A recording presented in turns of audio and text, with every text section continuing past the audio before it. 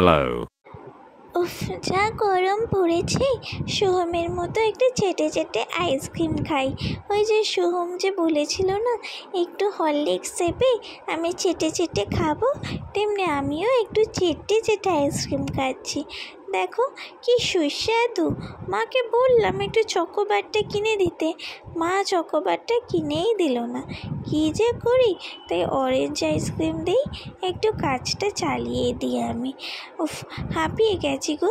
একটু মুখের এপাশে ওপাশে যা লেগে আছে একটু চেটে পরিষ্কার করে নিই। আইসক্রিম বলে কথা ছাড়া যায়? দাঁড়াও বাপু, দাঁড়াও। এত বড় আইসক্রিমটা খেতে একটু কষ্ট হয় না বুঝি আমার?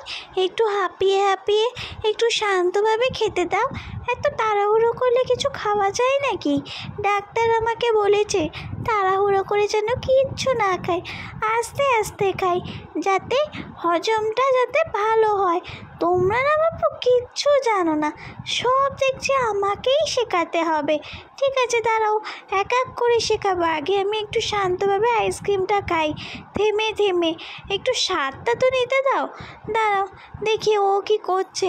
ও আচ্ছা, দাও দাও, আর একটু দিয়ে দাও তো বাবা, আর একটুখানি আছে তো। আমি আগে একটু খেয়েই নিই, ভালো করে খেয়ে নিই। উফ, আইসক্রিমটা যা গরমে আইসক্রিম খেতে যা ভালো লাগে না, তোমাদেরকে আমি কী বলে বোঝাবো বলো তো। এই অরেঞ্জ আইসক্রিম, অরেঞ্জ ফ্লেভার, যা যা নিচে পড়ে গেল। দাও তো আমাকে নিচ থেকে একটু কুড়িয়ে কুড়িয়ে দাও তো, আইসক্রিমটা আমি খাই।